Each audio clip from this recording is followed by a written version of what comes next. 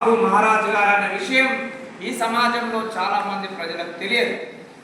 అదేవిధంగా రిజర్వేషన్లు అనగానే కేవలం ఈ సమాజంలో ఎస్సీ ఎస్టీలకే రిజర్వేషన్లు ఉన్నాయి. రిజర్వేషన్లు అనగానే కేవలం డాక్టర్ బాబాసాహెబ్ అంబేద్కర్ మాత్రమే ఈ సమాజానికి గుర్తొచ్చే పరిస్థితి ఉంది.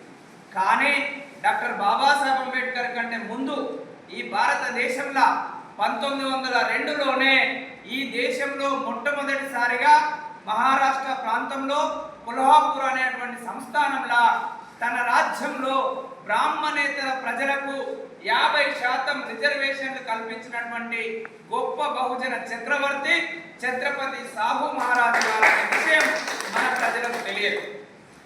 ఆనాడు అణగారిన కులాల రాజకీయ ఆకాంక్షలకు అంకురార్పణ చేసినటువంటి గొప్ప చక్రవర్తి ఛత్రపతి సాహు మహారాజు గారు 1902 జూలై 26 నాడు ఆయన ప్రారంభించినటువంటి ఈ రిజర్వేషన్ల దయ వల్ల ఈరోజు భారతదేశంలో బీసీలు, ఎస్సీలు, ఎస్టీలు, మత మైనారిటీలు మరియు అగ్రకులాలలో ఉన్నటువంటి మహిళలందరూ కూడా ఇవల్ల అనేక రంగాలల్లో రాజకీయంగా, ఉద్యోగపరంగా, విద్యాపరంగా ఇంకా అనేక రంగాలలో అవకాశాలు పొందుతున్నారంటే దానికి కారణం ఛత్రపతి సాహు మహారాజు గారు. కానీ ఈ వాస్తవమైన చరిత్రను ఈ బ్రాహ్మణీయ సమాజం తొక్కిపెట్టింది. మన బహుజన సమాజానికి సంబంధించిన చక్రవర్తి యొక్క చరిత్రను మన ప్రజలకు చెప్పాల్సిన బాధ్యత మన పైన ఉన్నది. దాచిపెట్టడం వాళ్ళ పని, తెలియజెప్పడం మన పని.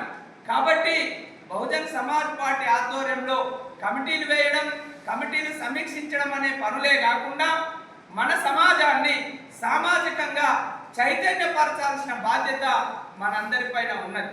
కాబట్టి ఛత్రపతి సాహు మహారాజ్ గారు తీసుకున్న సాహసోపేత నిర్ణయాలు, చేపట్టిన సంస్కరణలు ప్రజలకు తెలియాలి అంటే ప్రజలకు క్రమానికి మన ప్రాంతంలో నుంచి, మన నియోజకవర్గంలో నుంచి, మన మండలాల నుంచి, మన గ్రామాలలో నుంచి చదువుకున్న యువకులను, బీసీలను ఎక్కువ సంఖ్యలో ఈ సమావేశానికి తీసుకురావాల్సినటువంటి బాధ్యత ఉన్నది.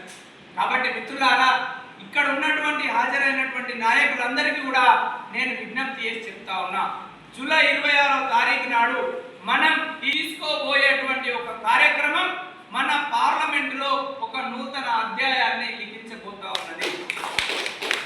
బహుజన ఉద్యమం అంటే కేవలం ఎస్సీలకు సంబంధించింది కాదు, ఎస్టీలకు సంబంధించింది కాదు.